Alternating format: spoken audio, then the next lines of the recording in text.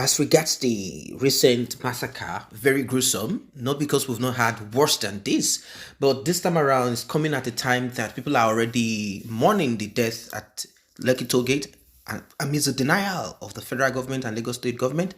Something happened in Borno state, and for you out there, you might think, well, it is in Borno state, it's for the north, it's the Hausa people, it's the Fulani, whatever it is. No, don't think that way. These people get bolder every day and they're already around in the south. They are not just yet ready.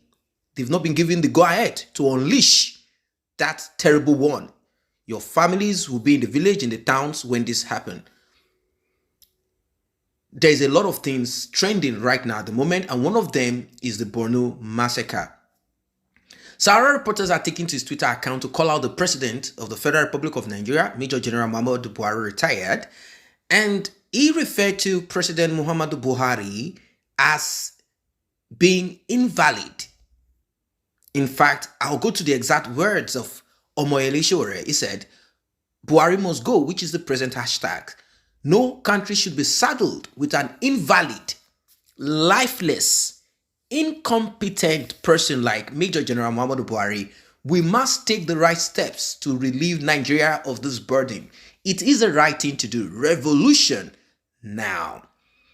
A lot of people commented to this once the president of countries approved memos from cabinet members. Anything you see in the government is the combined effort of cabinet members. Face people in government and leave the old man who is just approving whatever they bring to him. God to all agencies. God to all agencies. Is Buhari there?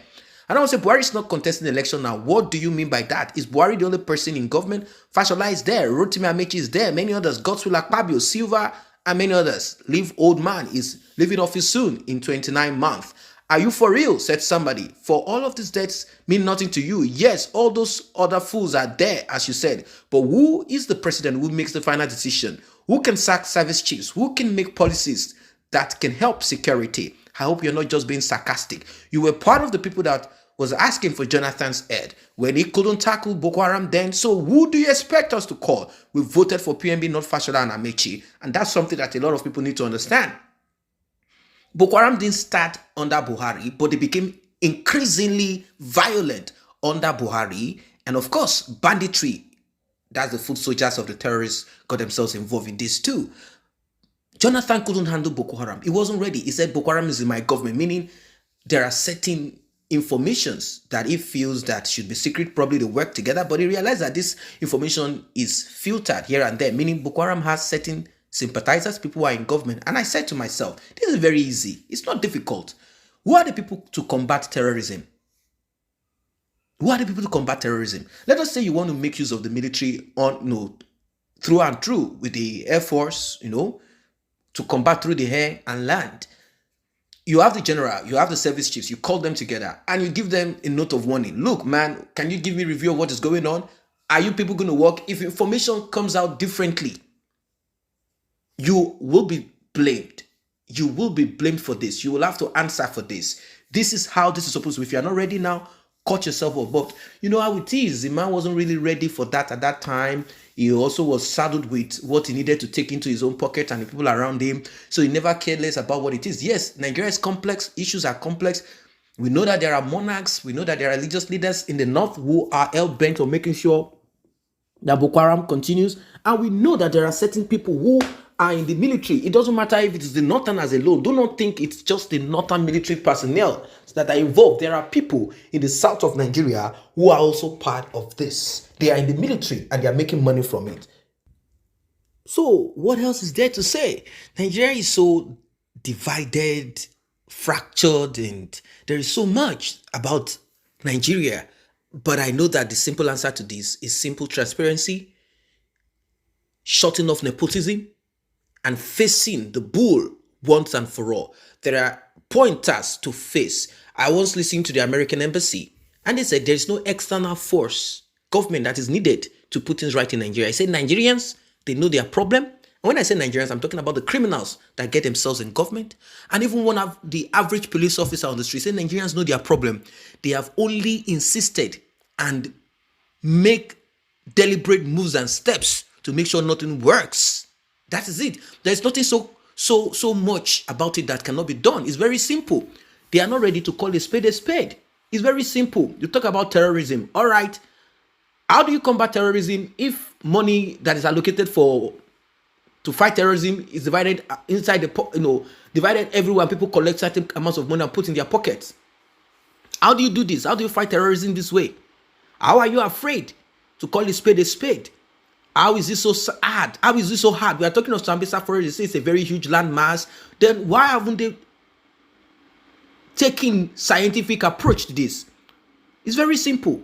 There are two ways to combat terrorism and many of this insecurity and many issues that we have in Nigeria. It's very simple. First, you need to understand where they get their the forces from. They get it from the street. Amajiris on the street. The level of decay, religion has been part of it in the north. So those are the things you tackle. You begin to arrest. It doesn't matter if someone say this is ethnic cleansing. Arrest them. If they want to say we want to break, then let them break. Arrest them.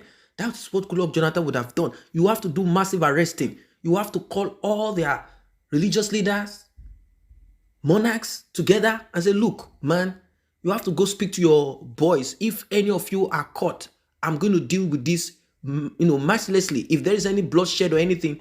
And of course, Boko Haram will come out, it will make a video and to show that, yes, they are bold about this. They are going to slaughter some people to show you that, yes, they themselves are hungry and they can do and undo. The next thing you do is very simple, is to do some, investigation and arrest certain groups of people. Once you arrest certain groups of people, they will know that this is no longer a joke. You arrest them, you hold them for that. And before you know it, investigations goes into this. I know terrorism is not a joke. Even the United States of America, they've employed several ways to combat terrorism. It has always been something that has been difficult, but I believe that it is doable, it is possible in Nigeria. The reason why it's not working is because they do not want to make it work. Look at what the Chadian soldiers and the president of Chad did when they fought terrorism. They were able to massacre, kill, destroy majority of the most vicious, the Barawi faction. They crushed them and they dealt a heavy blow on them. Imagine if Nigerian government was ready for this. This would never have been. It's very easy. Very, very easy. Shut down where they are harvesting mines from. I know the north is a bit big and, a lot of desert and landmass and all of those things as a claim. But these things can be done using scientific approaches. Why is it that they cannot employ a way to monitor, to see the movement? It's just something that can be done within 3 months to monitor the movement of the terrorists. The question we should ask ourselves is this. Where do these terrorists get resources from? Food. What, apart from breaking into places and cutting away with stuff? It is even said that helicopters come to deliver to them water, food, and stuff. So they have women to sleep with. They have food, whatever they like, they eat. And we think these things are just happening without proper, cooperation from some certain quarters. Don't let us joke. So that is it. People are saying, I agree with you. In 2023, after his tenure, you should focus on building a stronger framework to at least win your state and stop jumping around like a locust. So they are referring to Omoyele Sowore and telling him to keep his mouth shut. And these are the same people who will cry wolf, wolf, wolf and complain later. This is serious. So I don't know what your thoughts are as regards this. Someone said, is this ethnic dispute or whatever it is that they are talking about? It has nothing to do with tribe and ethnic blah, blah, blah. No, it's got nothing to do with that. The North, according to someone, they have two options. The millions of people in the North face these criminals head-on who aren't in thousands. Or two, protest and occupy state houses, airports, residential houses of your politicians till they solve insecurity. That is it. So many comments here and there. Some say, oh, Buhari was supported by Sowore. That is because Goodluck Jonathan's administration is so fantastically corrupt and there was no other option as at that time. No one was being presented than that. So people felt that it's good riddance to bad, to rubbish. 16 years. Nothing. Please leave. Let's see if there's going to be a change. Sowore is not a spirit to see into the spirit, to know what lies ahead. But the truth about life is change is constant. Whenever you find out that someone is not living up to expectation, you speak. If Sowore is not speaking, then you would have said, yes, you are a criminal like them. He's speaking. You went to jail because of that. Sowore would have been bribed. given oil well, he would have kept quiet, go to America and resurface after 10 years, fantastically rich. But look at where he is, still on the street. So no one should blame Shoulđ. We all should blame ourselves. Everyone should blame ourselves. That's what it is.